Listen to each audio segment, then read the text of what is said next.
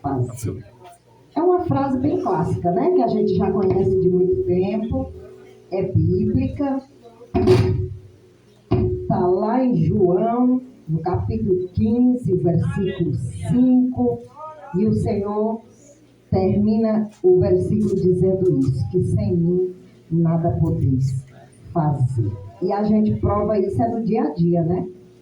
Para ser nem muito longe. No dia a dia a gente vem comprovando que sem ele a gente não é nada, não consegue chegar em lugar nenhum, nem fazer nada. E eu trouxe 2 textos para ler aqui com os irmãos. O primeiro está no Salmo 80, 2 versículos, versículos 8 e o versículo 9. Salmo 80 é um salmo de Asaf, que é um cantor que deixou um grande legado na história bíblica, com hinos de louvor, hinos de adoração, através da sua vida. Salmo 80, 8 e 9 diz assim: Trouxeste uma videira do Egito, expulsaste as nações e a plantaste.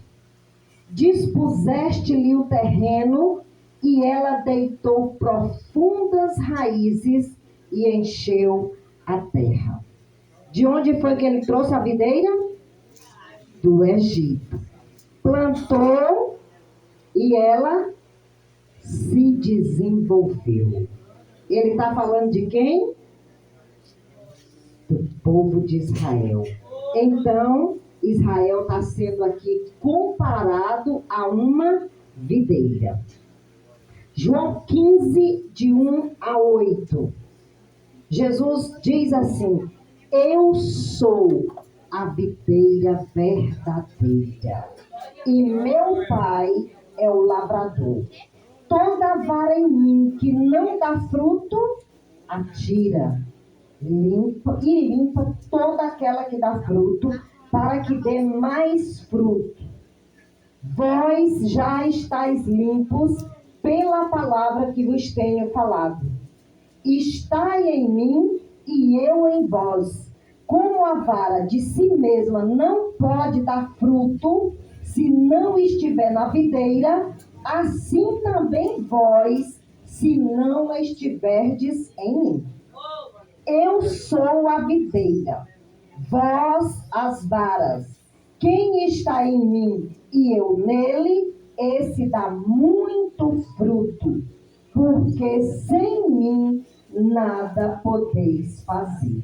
Se alguém não estiver em mim, será lançado fora, como a vara, e secará, e os colhem e lançam no fogo e ardem. Se vós estiverdes em mim, e as minhas palavras estiverem em vós, pedireis tudo o que quiserdes, e vos será feito. Nisto é glorificado o meu Pai, que deis muito fruto, e assim sereis meus discípulos. Então a gente está vendo aqui um contraste, né? Na verdade, Jesus está confrontando ali os judeus. Ele faz um confronto com essas palavras, porque ele está dizendo aqui, no Salmo 80, que ele trouxe uma videira do Egito, plantou essa videira, cresceu, se desenvolveu, deitou profundas raízes, que ela encheu a terra, ou seja, eles se desenvolveram muito e eles se achavam muito importantes. De acordo com Flávio Josefo, que é um historiador judeu aí do 1º século depois de Cristo, ele tem um livro chamado Guerras dos Judeus. No livro 5, ele traz uma história, uma narrativa que eu achei bem interessante. Ele diz que no templo de Jerusalém havia uma videira esculpida na porta do templo. E que as uvas, elas eram em ouro maciço. Essa planta, ela é esculpida em ouro. As uvas, elas eram tão grandes que chegavam ao tamanho de um homem. e tinham muitos ramos. Aquilo ali era um símbolo para Israel. Assim como nós temos a bandeira, que é um símbolo do país, tem o brasão, que também é um símbolo do país, aquela videira tinha uma simbologia significativa para o povo de Israel. Reis e outras pessoas ricas, quando vinham visitar o templo, eles costumavam trazer uvas e ramos de ouro para presentear. E ali elas eram colocadas. Então já era uma simbologia.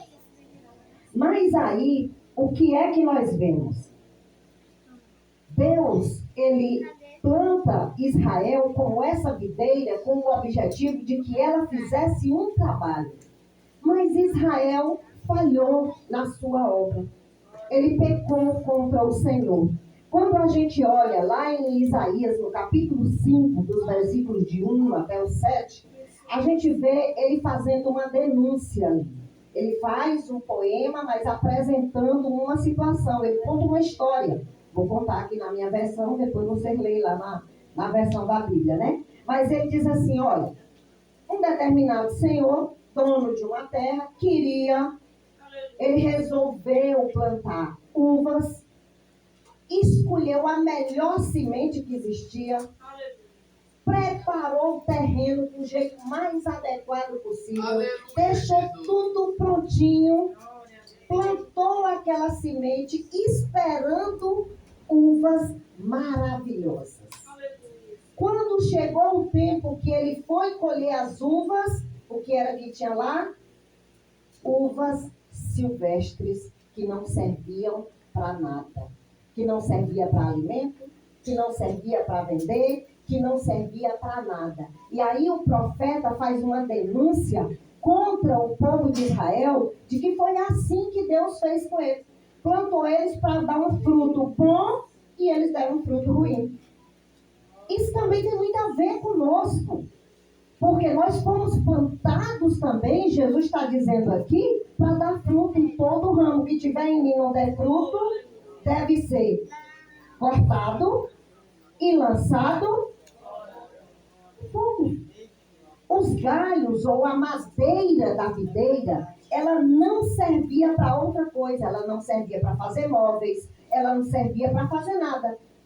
Quando ela não estava produzindo, frutificando, ela secava e era cortada para ser lançada no fogo. E Jesus traz essa simbologia aqui, quando ele diz, eu sou a videira e vós as varas. E todo ramo que está em mim e não dá fruto, aquela que dá fruto, o que ele faz? Limpa, poda, igual o Freitas faz com as plantas lá de casa, para ela dar mais fruto, né? Ele diz que eu reclamo muito das plantas, mas olha, a bichinha está lá bonita, e ele diz, está na hora de podar. Oh. Para que essa poda? Para que tu vai cortar? Vou fazer mudas, né? E aí ele faz. Então, a história aqui, ela nos remete exatamente para isso, essa comparação. Lá em Jeremias 2:21, ele também faz uma denúncia do povo de Israel deixando de ser o processo pelo qual ele havia estabelecido. E se nós não tivermos cuidado, nós nos enquadramos nisso. Ele nos chama com um propósito e muitas vezes nós caminhamos para outro lado, para onde não é o que ele queria. Então a videira, como símbolo de Israel, ela era um orgulho para o povo. Ela era um símbolo de que tudo estava muito bem, de que tudo era maravilhoso e que eles eram o povo da videira.